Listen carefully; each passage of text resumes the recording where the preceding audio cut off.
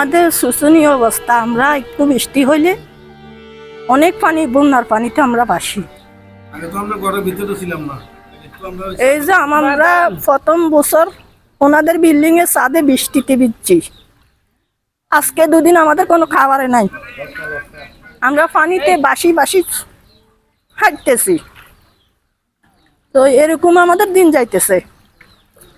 তো আমাদের অনেক শোচনীয় অবস্থা। আপনারা দেখে নেন আমাদের রাস্তাগুলা, আপনারা একটু সচেতন করে দেন।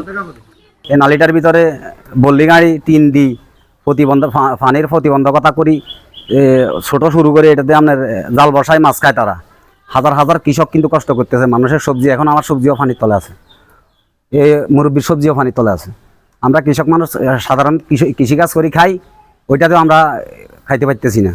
এই যে এটা আমরা কার কাছে বলবো? বারবার আমার ইউপি চেয়ারম্যান ছিল আগে, ওনার কাছে বলতাম, উনি সুইদার ফাটাইতো, তৎক্ষণিক উঠাইতো, এর পরবর্তীতে এরা যাওয়ার পরে আবার বসাইতো। তো এরকম করে হয়েছে দিকে ছড়াটার প্রতিবন্ধকতার কারণে এখান থেকে রাস্তাও একটু ঢালু আছে।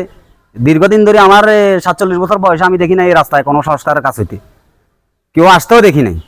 এই 47 বছর বয়সে আপনার এখান দিয়ে এই জায়গাটা বেশি গভীর, যখন ফাতরা পানি যখন নালি দিয়ে কাভার না হয় প্রতিবন্ধকতার কারণে এই রাস্তা দিয়ে উঠি। এই যে আমাদের এখানে প্রায় এই বাড়িতে আছে 30-35 ফ্যামিলি, আরও একটা বাড়ি আছে, এখান দিয়ে আরও একটা বাড়ি আছে, টোটালি 100 ফ্যামিলি হবে। এরা সবাই এই পানির ভুক্তভোগী। গত 24-এর বন্যায় এরকম সিস্টেম ছিল, এখনও আছে। আমাদের বাড়ির পশ্চিম দিকে একটা তেলিয়ানালি আছে, বসন্তপুর জগৎপুর মিলি একটা তেলিয়ানালি আছে। এসব বহু দীর্ঘদিন সংস্কার হয় না, এই কারণে প্রভাবশালী লোকেরা জাল তাল বসায়, ওইখানে মাছ খায়, আমাদের কথা শুনে না। আমরা কিছু সাধারণ কৃষক, গরিব মানুষ, আমরা এখানে কিছু শাকসবজি করি, আবাদ করি, খাই।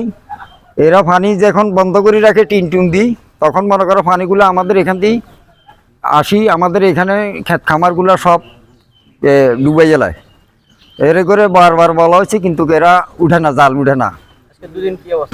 আজকে 2 দিন আসি, কোনোরকম পানির ভিতরে আসি আমরা, না খাই এক হিসাবে খাইয়ে দিয়ে মনে করেন যাতায়াত করতে পারি না, এই পানির কারণে আমরা ঘরে ঢুকতে পারি না। আমরা অনেকে মানুষের ঘরে জায়গালো, যেখানে উঁচা জায়গা এখানে চলিয়ে আসি, আর কিছু কিছু লোক আছে ঘরের ভিতরে আপাতত।